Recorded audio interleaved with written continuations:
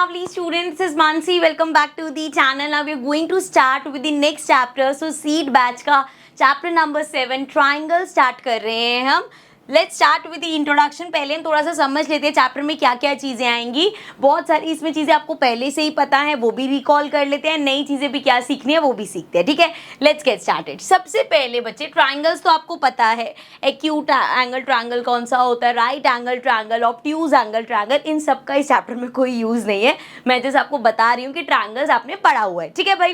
अब यहाँ पे जो चीज़ हम पढ़ेंगे ना, that is congruency of triangle. अब कॉन्ग्रुएंसी क्या होता है? कॉन्ग्रुएंसी वर्ड आता है कॉन्ग्रुएंट से. कॉन्ग्रुएंट का मतलब क्या होता है? जब दो चीजें एग्जैक्ट सेम होती हैं सो हम उसको बोलते हैं कॉन्ग्रुएंट. फॉर एग्जाम्पल यहाँ पे मैंने इयररिंग्स पहने हुए हैं. सो जो इस ईयर में है एंड जो इस ईयर में, दोनों एग्जैक्टली सेम है, तो ये क्या हो गए? They are congruent. सो कोई भी दो एग्जैक्ट सेम चीज, उनको हम congruent कहेंगे. So congruent means equal in all respects or figures whose shape and size are both the same. So since यहाँ हम triangles की बात करें, so देखो भाई ये दो triangle बनाए मैंने. यहाँ पे ये इसकी तीनों sides equal है, यहाँ पे भी इसकी sides equal है. Equal in the sense तीनों आपस में तो equal है. इसके अलावा मान लो जैसे ये है, ये equal है, इसके ये पूरा equal है, इसके ये पूरा equal है, इसके ऑल्सो ये भी 60 डिग्री है, यहाँ भी 60 है, ये सारे 60 डिग्री एंगल है, इधर भी सारे 60 डिग्री एंगल है. इसको आप ऐसे समझ सकते हो कि यहाँ से अगर मैंने ये फिगर निकाली और इसके ऊपर रख दी तो क्या होगा? ये एक दूसरे को ओवरलैप कर देंगे क्योंकि हर रिस्पेक्ट में सेम है ये. इसी तरीके से अगर हम सर्कल्स लेते हैं, फॉर एग्जाम्पल चलो एक सर्कल बनाते हैं एंड यहाँ पे मैंने सर्कल बनाया. आप देख सकते हो यहाँ पे लिखा आ रहा है कि इसका रेडियस कितना है. सो 2.5 सेंटीमीटर का मैंने यहाँ पे एक सर्कल बनाया. चलो एक और सर्कल बनाते हैं. अब यहाँ पे बना रही हूँ मैं.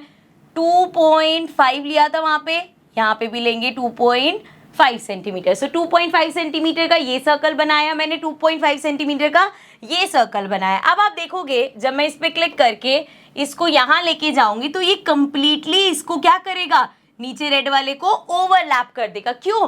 क्योंकि दोनों का रेडियस सेम है, मतलब ये दोनों सर्कल्स कॉन्ग्रुएंट है. ठीक है, तो जब भी कोई सर्कल्स हमारे सेम उसके होंगे, सेम रेडियाई के होंगे, तो वो सर्कल कॉन्ग्रुएंट होते हैं. इसी तरीके से ट्राइंगल्स जिसमें सारी चीजें सेम हैं वो हमारे कॉन्ग्रुएंट ट्राइंगल्स हो गए. अगर स्क्वायर की बात करें तो भाई स्क्वायर की अगर साइड सेम है, क्योंकि स्क्वायर के एंगल्स तो 90 डिग्री होंगे, अगर साइड सेम है तो दो स्क्वायर्स कॉन्ग्रुएंट हो गए. ठीक है, इस तरीके से हमारे कॉन्ग्रुएंट ट्राइंगल्स हो गए. अब बात करते हैं corresponding parts of triangle. Corresponding parts क्या होता है? जैसे एक ये ट्राइंगल है, एक ये ट्राइंगल है. यहाँ पे आप देख सकते हो एग्जैक्ट दो सेम ट्राइंगल दिख रहे हैं. सो अगर मैं इसको नेम दे देती हूँ ABC and let's call this PQR. सो यहाँ पे आप कलर से डिफ्रेंशिएट कर सकते हो कि भैया AC जो है वो PR के इक्वल है. सो यहाँ जो AC है बच्चे और ये जो PR है, ये दोनों देख रहे हो आप सेम जगह पे लाई कर रही है.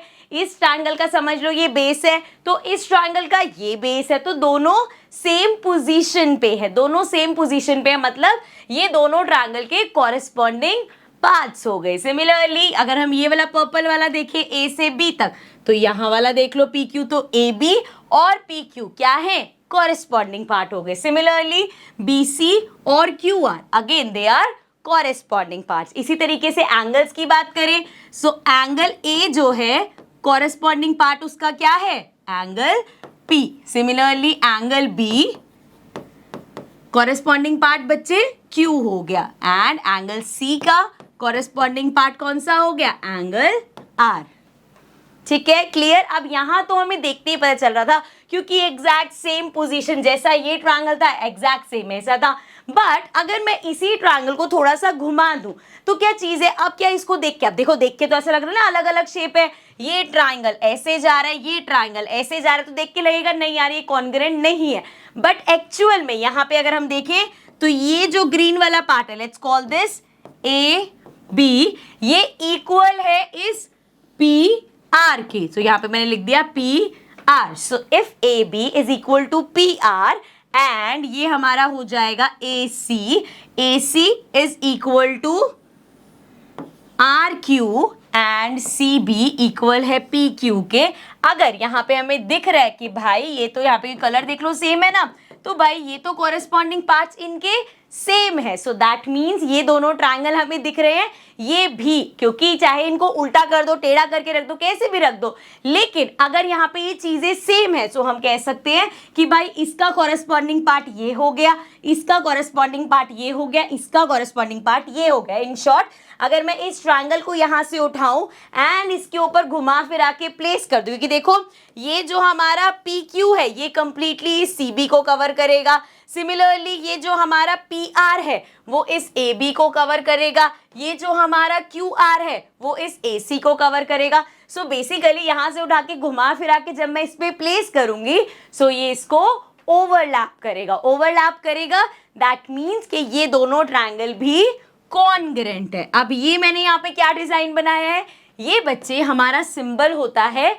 कॉन्करेंसी का। अब इसमें ये ध्यान रखना है, जैसे हम यहाँ पे बात कर रहे थे कि ए का कॉरेस्पॉन्डिंग पार्ट पी है, एंगल ए का पी है, बी का क्यू है, सी का आर है, तो जब हम यहाँ पे लिखेंगे कि ये दोनों ट्रायंगल्स कॉन्करेंट है so we'll make sure we'll write it as triangle A B C concurrent to triangle. A का कॉरेस्पॉन्डिंग पार्ट कौन सा है, पी, सो पहले P आएगा, B का कॉरेस्पॉन्डिंग पार्ट Q तो Q आएगा, C का कॉरेस्पॉन्डिंग पार्ट R, तो हम इसको ऐसे ही लिखेंगे कि triangle ABC is congruent to triangle PQR। आप इसको ऐसे ही लिखोगे, आप इसको ऐसे नहीं लिख सकते कि ABC triangle ABC is congruent to triangle QPR लिख दो, एक ही बात है, एक ही बात नहीं होगी, ठीक है। हमें ध्यान रखना है कि जब हम लिखेंगे तो भैया ए का जो कॉरेस्पॉन्डिंग वाला है वो ही यहाँ पे आएगा, ए का कॉरेस्पॉन्डिंग वाला पी है, बी का कॉरेस्पॉन्डिंग वाला क्यू है और सी का आर है, तो that means triangle A B C is congruent to triangle P Q R. इस तरीके से हम इसको सिंबॉलिकली रिप्रेजेंट करेंगे, ठीक है। एक चीज और जो हमारी रह गई थी that is corresponding parts of congruent triangle are equal. इसका क्या मतलब है बच्चे, इसको इन शॉर्ट हम लिखते हैं CPCT। This means corresponding parts of congruent triangle. जैसे हमारे पास दो ट्रायंगल हैं, अभी हमने इतने एग्जांपल्स लिए, ये एक ट्रायंगल बना दिया मैंने, दिस इज ABC एंड ये ट्रायंगल बना दिया PQR एंड हमें पता है कि दोनों ट्रायंगल भाई कॉन्करेंट है। सो अगर आपको पता है कि दो ट्रायंगल्स कॉन्करेंट है तो भैया यहां से हम कह सकते हैं एंगल ए इक्वल होगा एंगल पी के, क्योंकि एंगल ए का कॉरेस्पॉन्डिंग पार्ट एंगल पी है, एंगल बी हमारा इक्वल होगा एंगल क्यू के, अगेन मतलब अपने कॉरेस्पॉन्डिंग पार्ट के इक्वल होगा। सिमिलरली एंगल सी इक्वल होगा एंगल आर के एंड ए बी इक्वल होगा पी क्यू के, ए सी इक्वल होगा पी आर के एंड बी सी इक्वल होगा क्यू आर के। सो दैट मीन्स कभी भी अगर दो ट्रायंगल्स आपके कॉन्करेंट है तो उसके जितने भी कॉरेस्पॉन्डिंग पार्ट्स है वो इक्वल हो जाएंगे और उसको हम बोलते हैं CPCT, corresponding parts of congruent triangle, they are always equal, ठीक है। नाउ द क्वेश्चन कम्स, जो मेन चीज है कि भाई पता कैसे चलेगा, कैसे आप दो ट्रायंगल, जैसे ये दो ट्रायंगल्स हैं यहाँ पे, आप कैसे बताओगे कि दो ट्रायंगल्स कॉन्करेंट है या नहीं। एक तो तरीका ये है कि भाई क्लियर कट आपको दिख रहा है कि जैसी ये शेप है ऐसी एग्जैक्ट शेप ये है, तब तो हम देख के हाँ बता देंगे कि हाँ यार लग रहे हैं सेम है, इसको अगर मैं उठा के इसके ऊपर रखूंगी तो ओवरलैप करेगा तो ये कॉन्करेंट है। लेकिन जैसे वहां पे था, जैसे अभी हमने इसमें देखा था ना कि भाई अगर हम ट्रायंगल्स को थोड़ा सा घुमा दे, जैसे ये ट्रायंगल्स थे एंड उसके बाद हमने ट्रायंगल्स को घुमा दिया, लेकिन मैंने आपको बताया कि भाई ये जो हमारे ट्रायंगल्स है ये भी कॉन्करेंट है, तो कैसे पता चलेगा, इसके लिए हमारे पास होते हैं कुछ कॉन्करेंसी रूल। तो 5 रूल्स हैं जिनको हमें ध्यान रखना है, एक एक करके उनको स्टार्ट करते हैं। सबसे पहला है बच्चे हमारे पास SAS। S stands for side, A stands for angle and S again stands for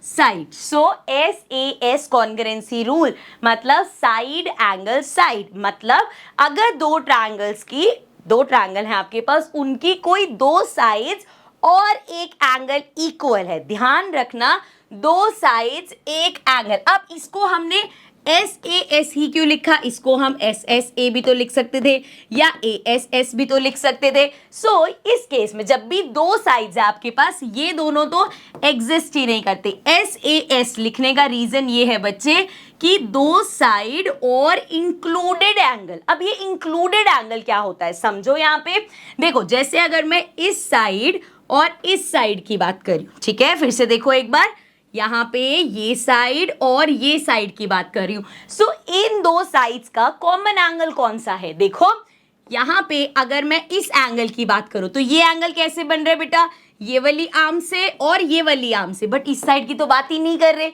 इसी तरीके से अगर मैं इस एंगल की बात करूं तो ये बन रहा है इस वाली आर्म से और इस वाली आर्म से, अगेन इस आर्म की बात ही नहीं हो रही। लेकिन अगर हम इस एंगल की बात करें तो इस एंगल में एक साइड ये है, एक साइड ये है। सो आप देख लो, हम इसी साइड और इसी साइड की बात कर रहे थे तो ये हो गया इंक्लूडेड एंगल। फिर से एक बार समझो, अगर हम इस साइड और इस साइड की बात कर रहे हैं बच्चे, तो ये दो साइड जो कॉमन एंगल देख लो यहीं पे बन रहा है, ये साइड हमने ज्वाइन करी, इनका एंगल ये वाला बन रहा है, तो ये हो गया हमारा इंक्लूडेड एंगल। सो अगर आपके पास दो साइड्स और एक एंगल जो इंक्लूडेड एंगल है वो इक्वल है तो आप कह सकते हो कि ये ट्रायंगल हमारे कॉन्करेंट है। जैसे अगर हम इसमें देखें, सो हमारी ये जो पर्पल वाली साइड है इस पर्पल साइड के इक्वल है, ये ग्रीन वाली साइड इस ग्रीन साइड के इक्वल है, एंड ये वाला एंगल इस एंगल के इक्वल है। सो हमें दिख रहा है साइड एंगल साइड से हम कह सकते हैं कि ये दो ट्रायंगल्स हमारे कॉन्करेंट है। और इसको ऐसे आप इमेजिन भी करके देखो कि यहाँ से आपने उठाया, व्हाइट लाइन के ऊपर व्हाइट लाइन रखी, मतलब इसको ऐसे घुमा के ग्रीन के ऊपर ग्रीन आ जाएगी, पर्पल के ऊपर पर्पल आ जाएगी, व्हाइट के ऊपर व्हाइट आ जाएगी, इस एंगल के ऊपर ये एंगल आ जाएगा, एंड ये ट्रायंगल इस ट्रायंगल को ओवरलैप कर देगा। ठीक है, समझ में आ गया। चलो, तो पहला रूल हो गया एस ए एस। ध्यान में क्या रखना है बच्चे, जब भी हम दो साइड्स और एक एंगल की बात करेंगे, whenever we are discussing two sides and one angle, so ये जो एक एंगल है ये हमेशा इंक्लूडेड एंगल ही होगा, मतलब एस ए एस, ये कॉन्करेंसी होगी ए एस एस या एस ए एस। एक मिनट, अरे अरे अरे, ए एस एस, उसके बाद दोबारा लिखूंगी तो कट करके डायरेक्ट लगाइयो, या एस एस ए, ये हम नहीं कर सकते। तो व्हेनेवर हम दो साइड्स और एक एंगल की बात करें तो हमेशा वो एंगल इंक्लूडेड एंगल होना चाहिए। ठीक है, चलो अब ऐसा केस ना हमारा जो एंगल्स के साथ नहीं है, कैसे देखो, अब ये है A S S, A stands for angle, S stands for side, another A stands for angle. So angle side angle, concurrency rule, मतलब देख के पता चल रहा है दो एंगल और एस बीच में है, मतलब इंक्लूडेड साइड। जैसे यहाँ पे देखो, अब इस एंगल और इस एंगल की बात हो रही है भाई, तो ये एंगल और इस एंगल में कॉमन आर्म कौन सी है, ये वाले एंगल की एक आर्म ये है, एक आर्म ये है, इस वाले एंगल की एक आर्म ये है, एक आर्म ये है। तो हमें यहाँ पे दिख रहा है ओवरलैप कौन सी हो रही है, कौन सी कॉमन वाली है, ये वाली हमारी कॉमन है। सो अगर मैं इस एंगल और इस एंगल की बात कर रही हूँ तो इंक्लूडेड साइड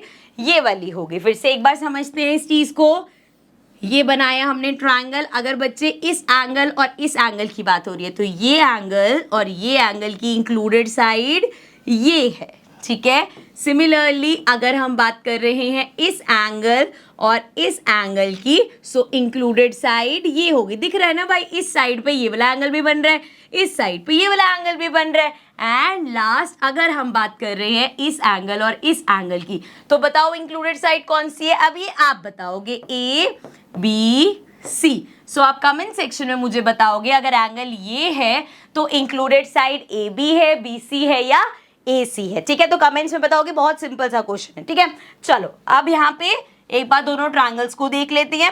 सो इस यहाँ पे हमारे पास ये पर्पल वाला एंगल इसके इक्वल है, ये ग्रीन वाला एंगल इसके इक्वल है, मान लो ये 30 है, ये भी 30 होगा, मान लो ये 40 डिग्री है, सो ये भी 40 डिग्री होगा, एंड ये जो साइड है कॉमन साइड है, ये जो साइड है आपस में इक्वल है। तो ये दोनों triangle A S A congruency से क्या हो गए, कॉन्ग्रेंट प्रूफ हो गए। ठीक है, अब इसी में अभी हमने देखा था जब हमारे पास दो साइड्स होती हैं तो हमने कहा था दो साइड्स और एक एंगल होगा, सो सिर्फ एस ए एस पॉसिबल है, एस ए, अच्छा एस ए एस तो पॉसिबल ही है, एस एस ए पॉसिबल नहीं है, या आप ए एस एस नहीं लिख सकते। लेकिन जब हम बात कर रहे हैं कि हमारे पास दो एंगल्स हैं और एक साइड है, तो उसमें अभी हम देख के आए कि ए एस ए ये तो पॉसिबल है। इसके साथ ही बच्चे अगर आपके पास है ए एस या एस ए तो भी पॉसिबल है। बस याद क्या करना है कि हम ए एस इसको तो लिखते हैं, इसको लिखते नहीं है। बात यही है कि दो एंगल्स और एक साइड इक्वल है, यहाँ पे भी इंक्लूडेड तो कुछ भी नहीं है, कोई भी दो एंगल्स और एक साइड इक्वल है, कोई भी दो एंगल्स और एक साइड इक्वल है। सो दोनों केसेस यहाँ पे सेम ही है, लेकिन लिखते ए एस है। कहीं पे भी आप एस ए कॉन्ग्रुएंसी नहीं देखोगे। ठीक है, गॉट इट। सो हमारी अगली है ए एस। इससे पहले क्या पढ़ी थी, कंफ्यूज नहीं होना, ए एस ए इसमें दो एंगल और इंक्लूडेड साइड है। यहाँ पे क्या है कि ये एंगल है, अब इनकी देखा जाए तो ये दो एंगल्स है तो इंक्लूडेड साइड ये होनी चाहिए, लेकिन इस केस में क्या बोल रहे हैं, ये एंगल इस एंगल के इक्वल है, ये एंगल इस एंगल के इक्वल है और कोई भी एक साइड इक्वल है। तो जब भी ऐसा होगा कि दो एंगल्स और एक साइड और वो जो साइड है वो इंक्लूडेड नहीं है, इंक्लूडेड साइड नहीं है, तो हम उसको ए एस कॉन्ग्रुएंसी लिखेंगे। ठीक है, एक बार रिवाइज करते हैं क्या क्या पढ़ के आए हैं। हमने देखा भाई सबसे पहले अगर आपके पास दो साइड्स हैं तो एस ए एस, अगर दो साइड्स है तो एंगल हमेशा इंक्लूडेड वाला होगा, मतलब हमेशा बीच में आएगा। अगर दो एंगल्स और एक साइड है तो एक तो तरीका है ए एस ए, यहाँ पे साइड इंक्लूडेड वाली हो गई, और एक तरीका है हमारे पास ए एस, मतलब दो एंगल और कोई भी साइड। बस क्या ध्यान रखना है कि यहाँ पे इसको हम एस ए कैसे याद रखोगे भाई, साइड को सबसे पहले नहीं लिखेंगे, दो एंगल्स है तो पहले उनको लिखेंगे। सो ये है, ये नहीं है, लिखते ही ये नहीं है। बात वही है कि कोई भी एक साइड और दो एंगल्स सेम है। ठीक है, लेकिन लिखेंगे हमेशा कैसे, ए एस। Okay, clear. चलो अब आगे बढ़ते हैं। अब नेक्स्ट है हमारी सबसे easy S S S congruency. Simple है, नाम से ही पता चल रहा है भाई क्या बात हो रही है, साइड साइड साइड। अब एक ट्रायंगल की तीन ही तो साइड्स होती है, अगर वो तीनों साइड्स इक्वल है, जैसे यहाँ पे देखो ये इक्वल है इसके, पर्पल दिख रहा है, ग्रीन वाली इक्वल है इसके, ब्लू वाली इक्वल है इसके। सो यहाँ पे हमें दिख रहा है कि तीनों साइड्स ही इक्वल है। तो जब तीनों साइड्स इक्वल होंगी तो हम कहेंगे एस एस कॉन्ग्रुएंसी से ये दोनों ट्रायंगल्स कॉन्करेंट है। अब आपने देखा था भाई जब हमने बात करी थी कि जब भी दो साइड्स होंगी तो एक एंगल इंक्लूडेड ही होना चाहिए, उसमें हमने कहा था कि आप ऐसे नहीं कर सकते, इसको एस एस ए या ए एस एस नहीं लिख सकते। तो भाई साइड के साथ पार्शियलिटी हुई थी ना, इसलिए यहाँ पे वो कर दिया कि साइड साइड साइड तो होगा लेकिन एंगल एंगल एंगल रूल नहीं अप्लाई होगा। ऐसा नहीं है कि आपको दे रखा है ये एंगल इसके इक्वल है या ये एंगल इसके इक्वल है, ये एंगल इसके इक्वल है तो ये ट्रायंगल कॉन्करेंट हो गया, ऐसा नहीं होगा। ट्रिपल ए रूल नहीं होता। ठीक है, समझ में आ गया। चलो आगे देखते हैं, ये भी बहुत सिंपल है। ये अप्लाई कहाँ हो रहा है, R H S. R H S stands for, R हमारा हो गया राइट एंगल, एच हमारा हो गया हाइपोटेन्यूस एंड एस हमारा हो गया साइड। सो राइट एंगल मतलब कहाँ अप्लीकेबल होंगे, ये वाले सिर्फ राइट एंगल ट्रायंगल पर ही एप्लीकेबल है। मतलब जब एक एंगल 90 डिग्री का होगा, जैसे यहाँ पे देखो ये एंगल 90 डिग्री, ये एंगल 90 डिग्री, आर सेम हो गया। सिमिलरली हाइपोटेन्यूस, हाइपोटेन्यूस कौन सी होती है, राइट एंगल के सामने वाली साइड, राइट एंगल के सामने वाली साइड। सो यहाँ पे ये हाइपोटेन्यूस इसके इक्वल है, सो राइट एंगल इक्वल हो गया, हाइपोटेन्यूस इक्वल हो गया, और कोई भी साइड जैसे यहाँ पे ये है, अगर ये वाली भी होती तब भी चलता, मतलब 90 डिग्री एंगल होना चाहिए, दोनों की हाइपोटेन्यूस सेम होनी चाहिए, और कोई भी साइड अगर सेम होगी तो हमारा आर एच कॉन्करेंसी से वो ट्रायंगल्स कॉन्करेंट प्रूव हो जाएंगे। ठीक है, समझ में आ गया। इसको ऐसे भी समझ सकते हैं कि अगर आपके पास दो राइट एंगल ट्रायंगल है, उनकी अगर हाइपोटेन्यूस और कोई भी एक साइड सेम है तो वो कॉन्करेंट ट्रायंगल्स हो गए। ठीक है, I hope this is clear. एक बार फटाफट से रिवाइज कर लेते हैं जो जो अभी तक हमने पढ़े हैं। 5 कॉन्ग्रुएंसी रूल पढ़े हैं। सबसे पहले स्टार्ट करते हैं ट्रिपल एस से। सिंपल, तीनों साइड्स इक्वल है, ठीक है भाई, ये रूल ट्रिपल ए नहीं होता। नेक्स्ट बात करते हैं और सिंपल वाले लेते हैं अभी आर एच एस। ये कहाँ होगा? सिर्फ राइट एंगल ट्रायंगल में, दूसरा हो गया। तीसरा बात करते हैं कि अगर आपके पास दो साइड सेम है और एक एंगल सेम है, तो जब भी दो साइड सेम एक एंगल सेम, तो एंगल ऑलवेज इंक्लूडेड होगा, तो SAS कॉन्ग्रुएंसी। फोर्थ हमने पढ़ी थी भाई, अगर आपके पास दो एंगल्स है तो एक हो सकता है तरीका इंक्लूडेड साइड है ASA, या हो सकता है AAS, ठीक है, तो ये दोनों हो सकते हैं। यहां पे हम इसको कभी भी SAA नहीं लिखेंगे, क्योंकि भाई जब दो एंगल्स है, प्रायोरिटी एंगल की है भाई, मेजॉरिटी उनकी है, तो वो पहले आएंगे, तो हम SAA नहीं लिखते। मतलब इसका भी यही है कि दो एंगल एक साइड, इसका भी है दो एंगल एक साइड। इसका मतलब क्या है? दो एंगल एक साइड पर साइड इंक्लूडेड वाली, ठीक है। सो ये 5 कॉन्ग्रुएंसी रूल्स हैं जो हम फॉलो करेंगे एंड इससे रिलेटेड अभी एक्सरसाइज के क्वेश्चंस करेंगे, तो आपको बहुत इजी लगने वाला है ये सब, ठीक है। चलो आगे बढ़ जाते हैं। नेक्स्ट बच्चे बात कर लेते हैं types of triangle. So types of triangle में ना एक तरह की टाइप होती है जो मेजर के बेसिस पे होती है। मेजर के बेसिस में मतलब जैसे बच्चे हमने पढ़ा था राइट एंगल ट्रायंगल होता है, एक्यूट एंगल ट्रायंगल होता है, ऑब्ट्यूज एंगल ट्रायंगल होता है। जैसे 90 डिग्री का है तो राइट एंगल ट्रायंगल हो गया, 90 डिग्री से छोटे एंगल्स हैं सो वो हमारा एक्यूट एंगल ट्रायंगल हो गया, अगर 90 डिग्री से बड़े एंगल बन रहे हैं तो वो ऑब्ट्यूज एंगल ट्रायंगल हो गया। सो ये on the basis of measures हो गए, लेकिन on the basis of their sides हमारे कौन से होते हैं? आइसोसेलेस ट्रायंगल, जिसमें हमारी दो साइड सेम होती है। मतलब जैसे ये ABC है तो इस केस में AB इक्वल है AC के, सो ये हमारा हो गया आइसोसेलेस, जिसमें दो साइड्स इक्वल होती हैं, ठीक है। फिर आता है स्केलिंग, जिसमें तीनों में से एक भी साइड इक्वल नहीं है। मतलब अगर एक 6 सेंटीमीटर है, दूसरा 5 होगा, एक 3 होगा, तो मतलब यहाँ पे साइड्स में कुछ भी सिमिलैरिटी नहीं है, तीनों अलग अलग साइज की हैं। एंड इक्विलेटरल ट्रायंगल में क्या होता है? सारी साइड्स हमारी इक्वल होती है। जैसे अगर ये है PQR तो हमारा PQ इक्वल होगा QR के, इक्वल होगा PR के, तो सारी साइड्स इक्वल है। मतलब 5 5 5 6 6 6 7 7 7, तो मतलब सारी साइड्स हमारी सेम होगी, ठीक है। आइसोसेलेस में दो साइड सेम होती है, इक्विलेटरल में सारी साइड सेम होती है, और स्केलिंग में एक भी साइड सेम नहीं होती। अब कुछ थ्योरम्स है जो हम पढ़ेंगे, जैसे angles opposite to equal sides of a triangle are equal. पहली बात तो ये साइड ऑपोजिट एंगल कौन सी होती है और एंगल ऑपोजिट साइड कौन सा होता है वो समझते हैं। जैसे अगर बच्चे हम इस एंगल की बात कर रहे हैं, सो इसकी ऑपोजिट साइड मतलब इसके सामने वाली, जैसे यहाँ पे ये एंगल है, सो इसकी ऑपोजिट साइड ये वाली है। इसको आप ऐसे भी समझ सकते हो, सामने वाली साइड, और आप इसको ऐसे समझ सकते हो कि देखो अगर ये एंगल है बच्चे तो इसके साथ ये वाली साइड और ये वाली साइड जुड़ी हुई है, जो साइड नहीं जुड़ी हुई उसकी बात कर रहे हैं। इसी तरीके से अगर ये एंगल है तो इसकी सामने वाली साइड कौन सी हो गई? ये वाली। सिमिलरली और कौन सा बचा? अगर ये एंगल है तो सामने वाली साइड ये वाली हो गई, ठीक है। ये तो समझ में आ गया। इसी तरीके से अगर आपको साइड दे रखी हो, अगर मैं पूछूं बेटा बताओ ये साइड है, इसके सामने वाला एंगल कौन सा है, तो इसके सामने वाला एंगल ये हो गया। ये साइड है तो इसके सामने वाला एंगल ये हो गया। एंड अगर ये साइड है तो इसके सामने वाला एंगल ये हो गया, ठीक है। तो कभी भी कोई कहेगा कि इस साइड का ऑपोजिट एंगल कौन सा है, वो बता देंगे। इस एंगल की ऑपोजिट साइड कौन सी है, वो भी हम बता देंगे, ठीक है भाई।